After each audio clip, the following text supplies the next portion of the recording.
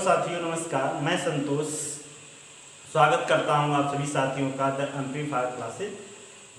साथियों, आप लोगों ने प्रतियोगी परीक्षाओं के लिए बहुत से क्लासेस किए होंगे, लेकिन आज हमारी क्लास जो होगी हिंदी की क्लास होगी। हिंदी के क्लास में आप लोगों ने यूपीएसआई, यूपी पुलिस, अन्य बहुत से एग्जामों के लिए हिंदी का क्लास आप लोगों ने किया होगा। लेकिन आज की हमारी जो क्लास है वो होगी यूपीएसआई, यूपी पुलिस, लेखपाल, VDO, lower PCS, UP TET, CTET, अन्य बहुत सारी प्रतियोगी परीक्षाओं के लिए। तो आप हिंदी में यहाँ पे हिंदी में जो प्रश्न पूछे जाते हैं उसके बारे में आज हम लोग पढ़ेंगे। यहाँ पे हमने यूपीएसआई, यूपी पुलिस, लेखपाल, VDO, lower PCS, UP TET और सी टेट के अन्य बहुत सारी परीक्षाओं के बारे में अध्ययन करेंगे। या अन्य कहीं भी, इसके अलावा अन्य कहीं भी जहाँ आपसे हिंदी के पूछे जाते हैं प्रश्न, इसके अलावा अन्य कहीं भी किसी भी प्रतियोगी परीक्षाओं में जहाँ पर आपके हिंदी के प्रश्न पूछे जाते हैं, आज वो हिंदी के प्रश्न बनेंगे आपके माथे की बिंदी। तो आइए शुरू करते हैं आज की हमारी क्लास हिंदी। तो दोस्तों, ज़्यादा देर न करते हुए हम आगे की क्लास शुरू करते हैं।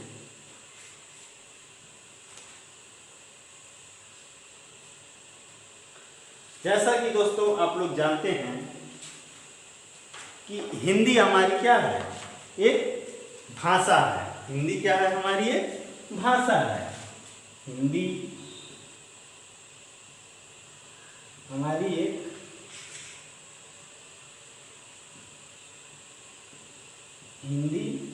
क्या है, भाषा है। ये कोई सब्जेक्ट नहीं है हमारा, कोई विषय वस्तु नहीं है। हिंदी बस क्या है, हमारी एक भाषा है जिसको हम लैंग्वेज कहते हैं। यानी हिंदी शब्द की जो होता है ये भाषा के रूप में जाना जाता है। बहुत सी भाषाएं होती हैं, हिंदी हुआ, अंग्रेजी हुआ, संस्कृत हुआ, उर्दू हुआ, उन्हीं सब भाषाओं को लेकर के एक हमारी भाषा है ये हिंदी। आज हम लोग हिंदी के बारे में पढ़ेंगे। तो दोस्तों, भाषा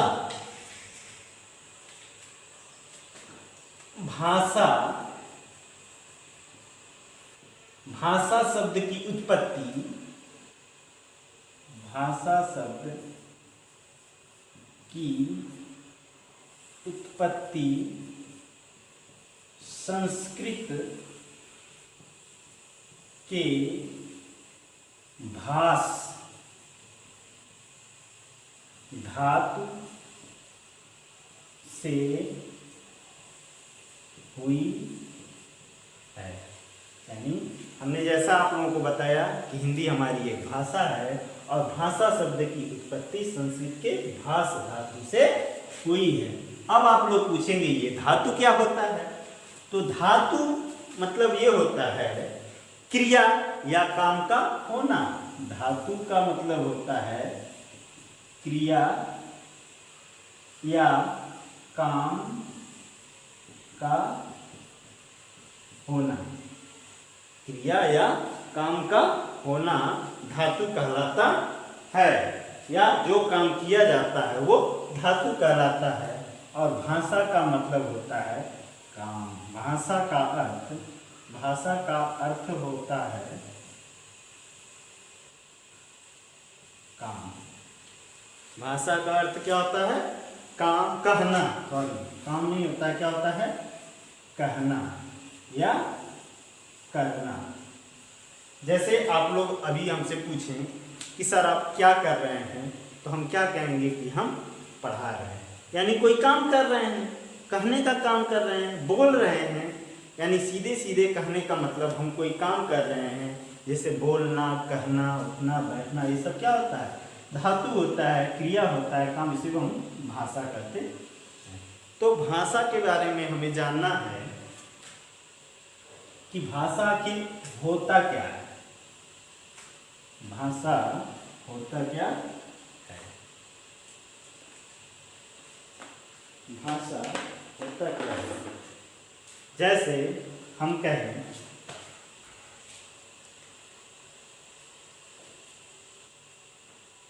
हम कह रहे हैं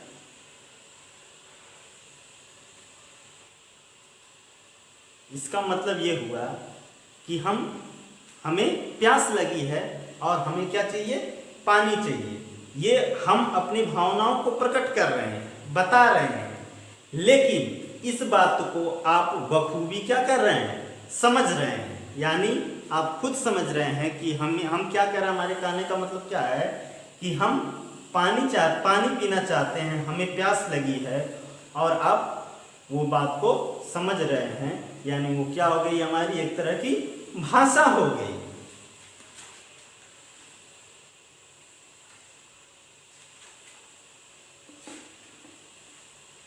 तो भाषा की परिभाषा होती है, भाषा की परिभाषा होती है कि भाषा वह माध्यम है जिसके द्वारा हम भाषा वह माध्यम है जिसके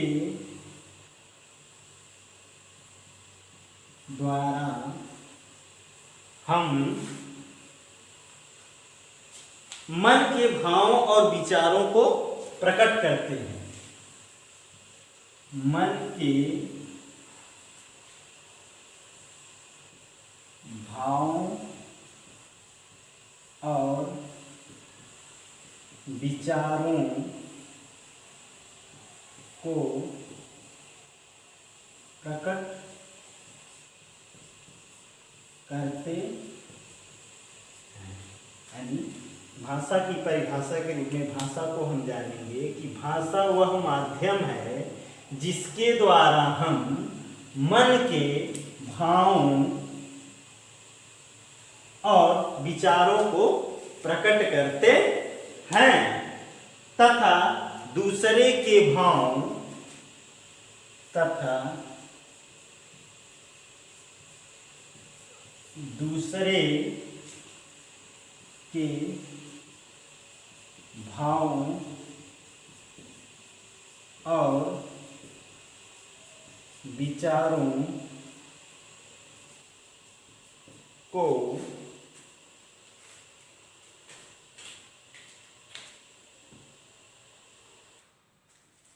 तो साथियों, हमने बताया कि भाषा क्या होती है कि भाषा वह माध्यम है जिसके द्वारा हम अपने मन के भावों और विचारों को प्रकट करते हैं तथा दूसरे के भावों और विचारों को जाना जाता है, उसे हम भाषा कहते हैं।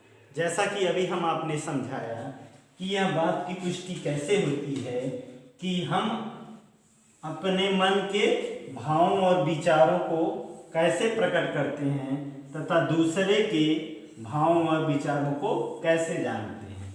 जैसा हमने अभी आपको एक एग्जाम्पल्स बताया था कि मतलब इसका ये हुआ कि आपने हमारे भावों यानी हमारे मन के विचारों को प्रकट कर लिया, समझ लिया है और हमने उसको प्रकट किया है। हमने क्या किया? उसको प्रकट किया है। इस तरह से हमने प्रकट किया और आप हमारे मन के भाव और विचार को क्या कर लिए? समझ लिए। तो वही क्या कहलाती है? भाषा कहलाती है। यहां तक तो बातें समझ में आ गई होगी। ठीक है, इसके आगे देखते हैं।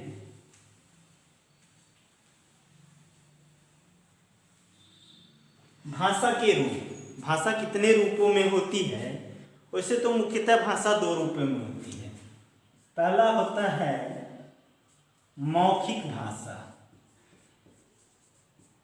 मौखिक भाषा और दूसरा होता है लिखित भाषा। लिखित भाषा, ठीक है। भाषा के मुख्यतः कितने दो रूप होते हैं, एक होता है मौखिक भाषा और दूसरा होता है लिखित भाषा। मौखिक भाषा क्या, जो हम अपने बातों या विचारों या मनोभावों को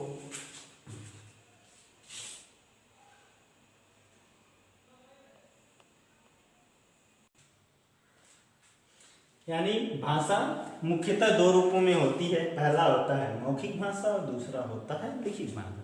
मौखिक भाषा जैसा कि हम कह रहे हैं कि आप हमारे मन की बातों और विचारों को समझ रहे हैं और हम आपकी मन की बातों और विचारों को समझ रहे हैं, वही क्या कहलाती है, मौखिक भाषा। उसके बाद आती है लिखित भाषा।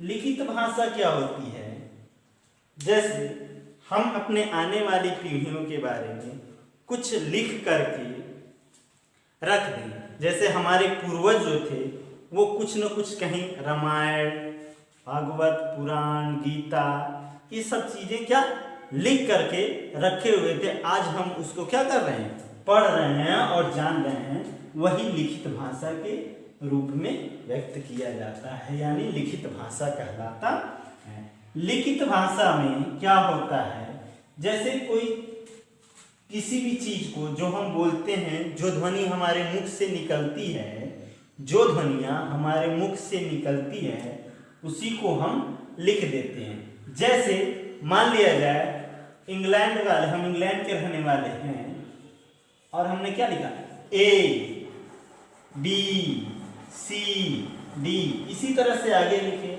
अगर हम भारतीय हैं, भारत के रहने वाले हैं, तो हमने क्या लिखा,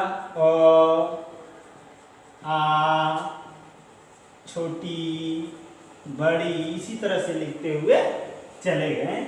तो ये क्या हो गई, अंग्रेज की भाषा यानी रोमन लिपि, और ये हमारी क्या हो गई, देवनागरी।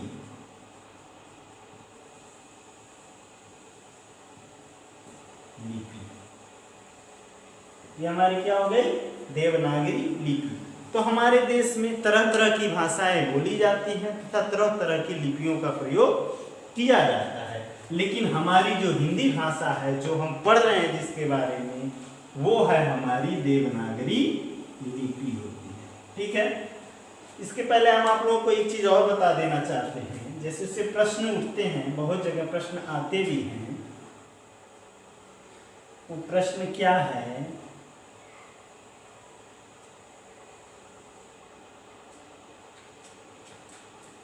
कि हिंदी भाषा की लिपि क्या है, ठीक है। ये प्रश्न बहुत बार पूछे जा चुके हैं और कहा भी जाता है कि हिंदी भाषा की लिपि क्या है, यानी हमारी जो हिंदी भाषा है वह किस लिपि में लिखी गई है। तो दोस्तों इसका आंसर होगा देवनागरी। क्या होगा, देवनागरी। तो हमने बताया कि ये जो भाषा होती है, ये भाषा की लिपि क्या है, तो देवनागरी, यानी हमारी हिंदी भाषा जिस लिपि में लिखी गई है उसे हम देवनागरी। लिपि मतलब होता है चिन्ह। लिपि मतलब क्या होता है, चिन्ह। जैसे हमने अ लिखना होगा तो कुछ इस तरह का आकार बना दिया, ये क्या हो गया, हमारी लिपि हो गई, चिन्ह। आ हो गया, ई हो गया, बड़ी ई हो गया, यानी इस तरह की जो भी जितने भी लिपि चिन्ह बना दिए गए वो हमारी क्या हो गई, लिपि हो गई, यानी ये हमारी क्या है, देवनागरी लिपि है। एक चीज और आती है, यहाँ से एक प्रश्न और बनता है, वो प्रश्न है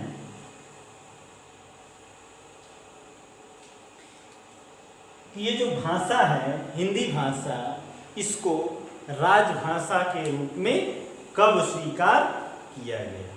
हमारी जो हिंदी भाषा है ऐसे तो हमारे देश में बहुत तरह की भाषाएं बोली जाती हैं, लेकिन जो हमारी भाषा हिंदी है, इसको भारत की राजभाषा के रूप में कब स्वीकार किया गया? तो उसका समय था 14 सितंबर 1949, यानी 14 सितंबर 1949 को हमारी भाषा को क्या भारत की राजभाषा है, यानी भारत की राजभाषा के रूप में स्वीकारा गया। ठीक है, हिंदी भाषा जो है, यहाँ से हम लिख रहे हैं हिंदी भाषा 14 सितंबर 1949 ईस्वी को भारत की राजभाषा के रूप में स्वीकारा गया। ठीक, और एक चीज और इसमें बता दे रहे हैं, संविधान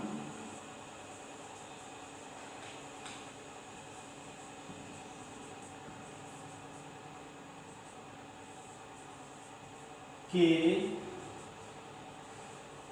अनुच्छेद 343 के तहत, यहाँ से हमारे 3 प्रश्न बन गए भाषा से। सबसे पहला प्रश्न, हिंदी भाषा की लिपि क्या है? तो देवनागरी लिपि है। दूसरा प्रश्न, हिंदी भाषा को कब राजभाषा के रूप में स्वीकार किया गया? तो 14 सितंबर 1949 को। और संविधान के किस अनुच्छेद के अंतर्गत आता है? तो संविधान के अनुच्छेद 343 के अंतर्गत हिंदी भाषा को राजभाषा के रूप में स्वीकार किया गया। एक प्रश्न और बनता है कि भाषा की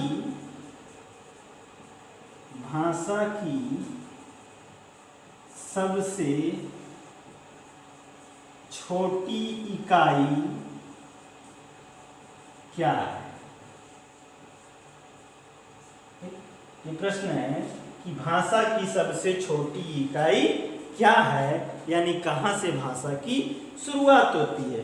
तो भाषा की सबसे छोटी इकाई है ध्वनि। क्या है? ध्वनि। ध्वनि मतलब वही जो बातें, जो चीजें हमारे मुख से निकल रही हैं, जो कुछ हम बोल रहे हैं, जो आवाज हमारे मुख से निकल रहा है, यानी ध्वनि, वही भाषा की इकाई, सबसे छोटी इकाई होती है। इसे हम वर्ण, इसे क्या करते हैं? हम वर्ण के रूप में जानते हैं, या इसे हम वर्ण भी कहते हैं। यहाँ से हमारे 3 प्रश्न बन रहे हैं। पहला प्रश्न, हिंदी भाषा की लिपि क्या है? तो देवनागरी लिपि है। संविधान के किस अनुच्छेद के तहत भारत की भाषा को, हिंदी भाषा को राजभाषा में स्वीकारा गया? तो अनुच्छेद 343 के तहत। और भाषा की सबसे छोटी इकाई क्या है? तो ध्वनि यानी वर्ण है। हमारी ध्वनियों को जो है एक आकार दे दिया गया, यानी एक चिन्ह के रूप में प्रदर्शित किया गया, लिपि के रूप में प्रदर्शित कर दिया गया। वही क्या बन गई? हमारी वर्ण। उसी को हम क्या कहते हैं? वर्ण कहते हैं। वही क्या हो गया?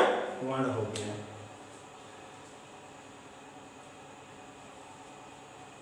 अब इसके बाद आता है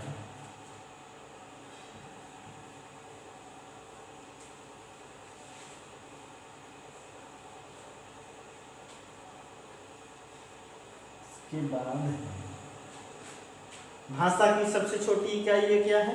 वर्ण। भाषा की सबसे छोटी इकाई क्या है? वर्ण है, यानी ध्वनि या वर्ण।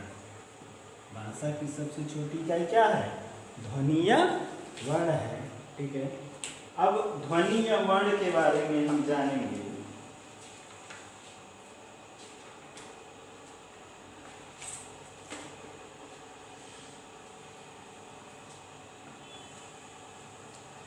सबसे पहले हम ये जान लेते हैं, इसको ये हो जाएगा कि भाषा क्या है? भाषा एक क्या है? शुद्ध रूप है। भाषा क्या है? शुद्ध रूप है। भाषा क्या है? शुद्ध रूप है। और इसमें क्या होते हैं? वर्ण होंगे, क्योंकि भाषा की सबसे छोटी इकाई क्या है? ध्वनि या वर्ण, अभी जैसा कि आप लोगों को हमने बताया। दूसरा होगा शब्द और तीसरा होगा वाक्य। ठीक है।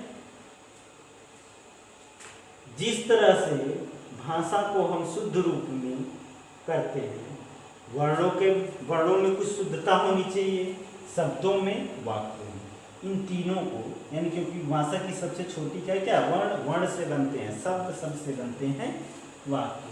और इन सब का जो होता है वो क्या होता है?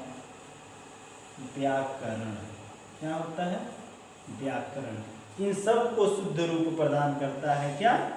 व्याकरण। अगर हमारा व्याकरण सही है तब हमारी भाषा सही होगी, और भाषा सही करने के लिए उसके वर्ण सही होने चाहिए, वर्ण से बनने वाले शब्द सही होने चाहिए, और शब्द से बनने वाले वाक्य सही होने चाहिए। इसी को हम क्या कहते हैं? भाषा कहते हैं। जिस तरह हमारे शरीर के विभिन्न अंग होते हैं, विभिन्न अंगों के रोगों के लिए अलग अलग डॉक्टर होते हैं। जैसे मान लिया जाए हमारे शरीर में क्या है? आँख के लिए अलग डॉक्टर, नाक के लिए अलग डॉक्टर, दिमाग के लिए अलग डॉक्टर। उसी तरह से हमारी भाषा को शुद्ध रूप देने के लिए वर्णों पर क्या करना चाहिए? शुद्ध वर्णों पे हमें विचार करना चाहिए, यानी वर्ण विचार। उसके साथ साथ वर्णों का सही मेल ही शब्द विचार होता है, और वाक्य विचार।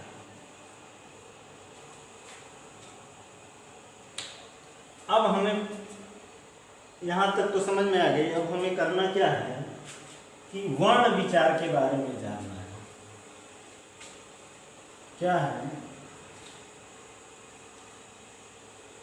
वर्ण विचार? वर्ण विचार, जैसा कि हमने आप लोगों को समझाया है कि भाषा की सबसे छोटी इकाई क्या होती है? वर्ण, यानी ध्वनि। ध्वनि को ही हम वर्ण कहते हैं। क्यों कहते हैं? कि हमारे द्वारा प्रकट की गई कोई भी, हमारे मुख से निकली कोई भी ध्वनियाँ, उसे जब हम लिखित रूप दे देते हैं, यानी चिन्ह के रूप में दे देते हैं, जैसे अ, आ, इस तरह से बहुत सारे वर्ण हमारे हैं, उसे ही हम क्या कहते हैं? वर्ण कहते हैं।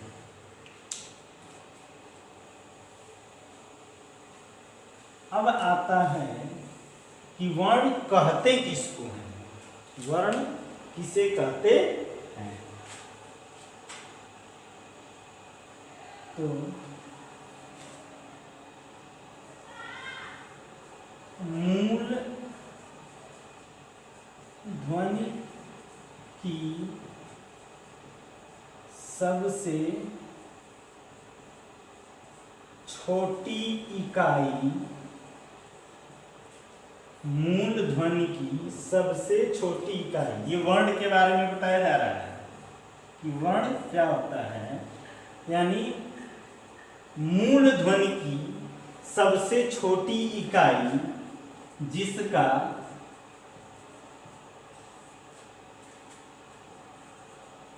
खंडन न किया जा सके। मूल ध्वनि की, मूल ध्वनि यानी हमारे मुख से निकली हुई ध्वनियाँ की सबसे छोटी इकाई जिसका और खंडन न किया जा सके, वही क्या कहलाता है? वर्ण कहलाता है।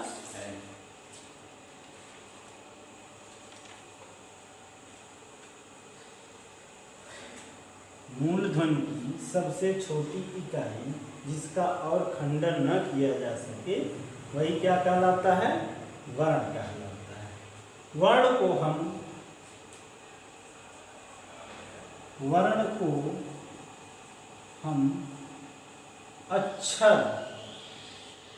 अक्षर भी कहते हैं।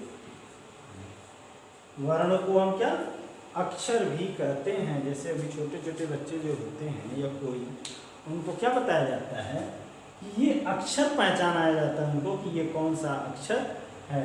यानी इसीलिए वर्ण को हम क्या कहते हैं? अक्षर भी कहते हैं।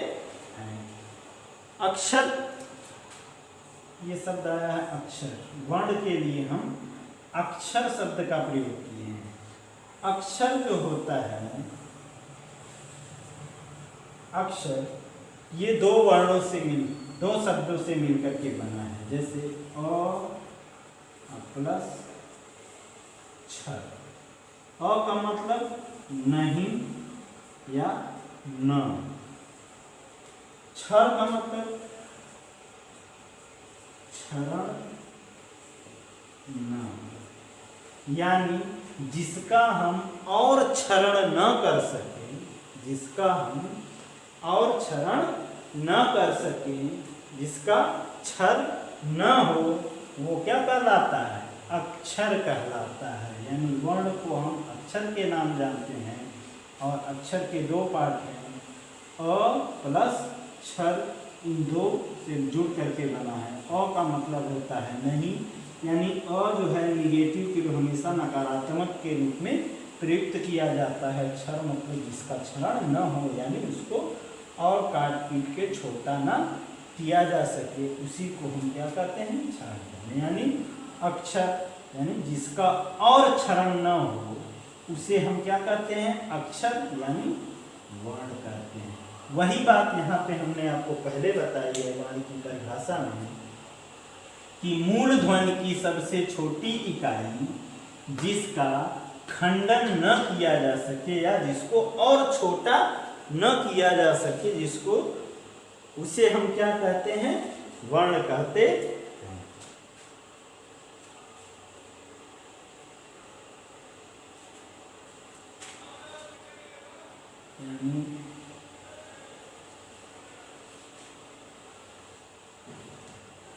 यहाँ से हो गया कि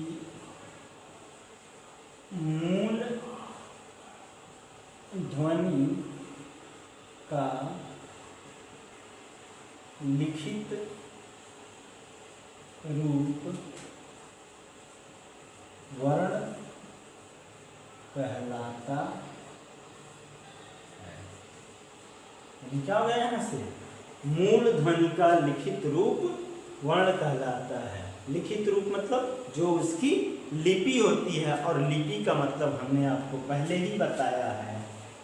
लिपि मतलब होता है चिन्ह। जिस भी भाषा की लिपि होगी उस तरह का चिन्ह होगा।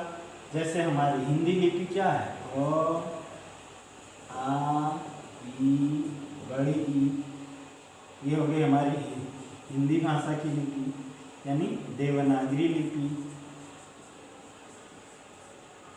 उसी तरह से ए बी सी डी, ये हो गई रोमन लिपि। उसी तरह से पंजाबी का गुरमुखी होता है। इसी तरह से कई भाषाओं के अलग अलग लिपियाँ होती हैं।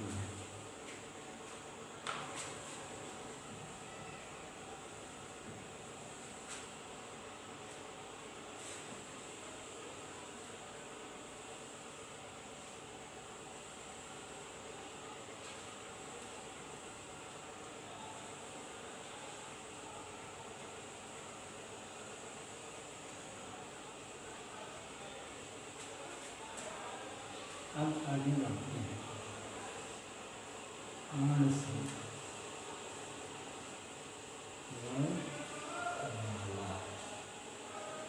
वर्ण के बाद हमारा जो अगला टॉपिक है वो आता है वर्णमाला।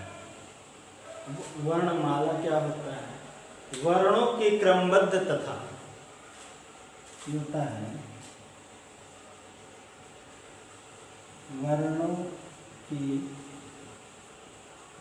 क्रमबद्ध तथा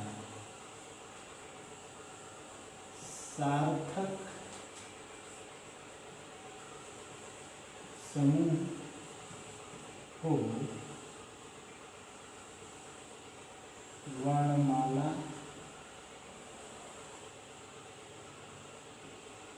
कहते हैं। वर्णमाला क्या होता है? वर्णों के क्रमबद्ध तथा सार्थक समूह को हम वर्णमाला कहते हैं। जैसा कि वर्ण के बारे में हमने पहले ही बताया आपको, इधर देख लिए ये हो गया वर्ण और इधर हो गया वर्णमाला। ठीक, अभी हम आपको एग्जाम्पल के तौर पे समझा दे रहे हैं वर्ण और वर्णमाला क्या होता है। जैसे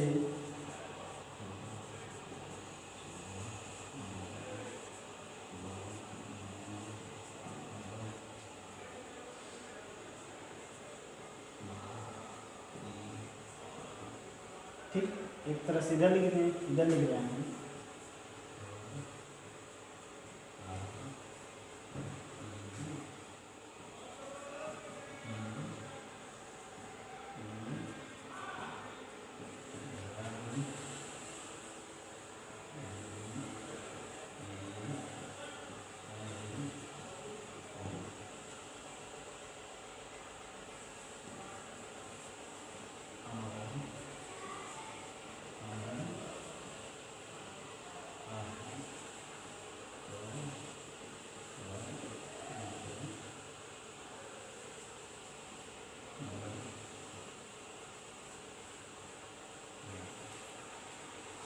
वर्ण क्या होता है? पहले हमने आपसे बताया कि वह छोटा से छोटा वह मूल ध्वनियाँ जिसका और खंडन न किया जा सके। जैसे ये क्या है? ये सारे के सारे वर्ण हैं, लेकिन इसको हम वर्णमाला नहीं कहेंगे। क्यों नहीं कहेंगे?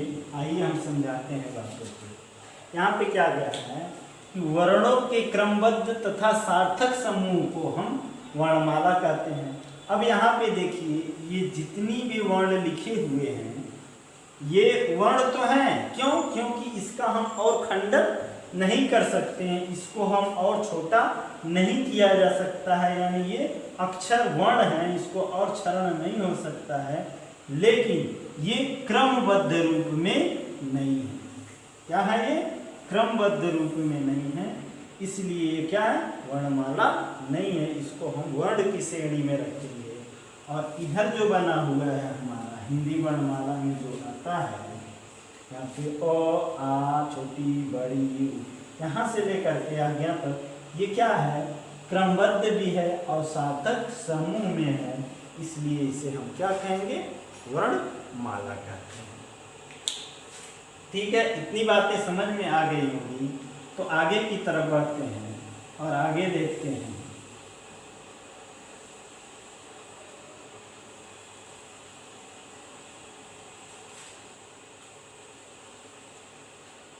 वर्णमाला के भाग, मतलब वर्णमाला को कितने भागों में विभक्त किया गया है। वैसे तो वर्णमाला को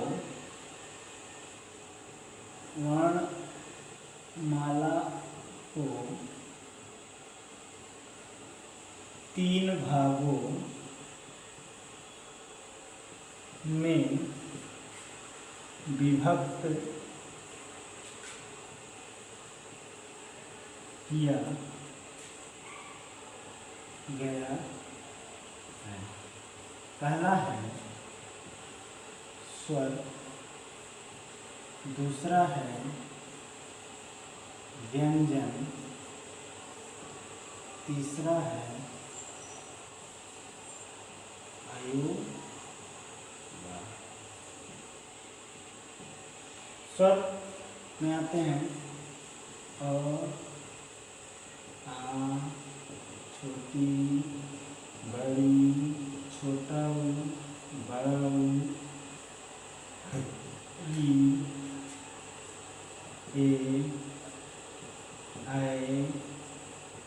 ओ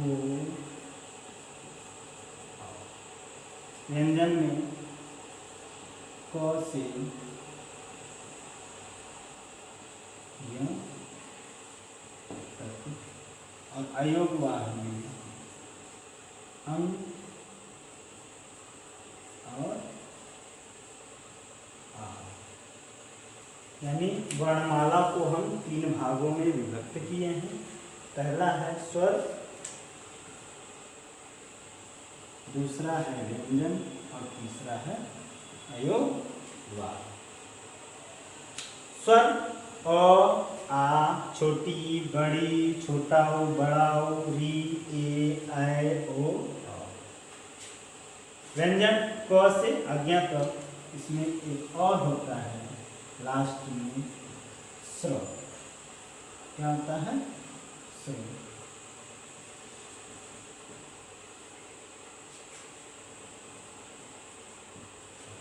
और अयोग वाह में अंग और आह।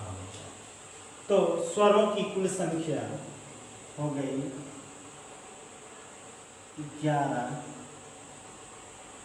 व्यंजनों की कुल संख्या हो गई 39 और अयोग वाह की कुल संख्या हो गई 2। अगर टोटल ऐड करते हैं तो हमें 52 अक्षर मिलते हैं। कितने अक्षर मिलते हैं? 52 अक्षर। तो यहाँ से दोस्तों एक प्रश्न बनता है कि हिंदी वर्णमाला में कितने अक्षर हैं? हिंदी वर्णमाला में कुल वर्णों की संख्या क्या है? तो हिंदी वर्णमाला में कुल वर्णों की संख्या क्या है? 52। यानी हिंदी वर्णमाला में वर्णों की संख्या कितनी है? 52। हिंदी वर्णमाला में वर्णों की संख्या कितनी है? 52, जैसा कि यहाँ पे हम प्रतीत कर रहे हैं।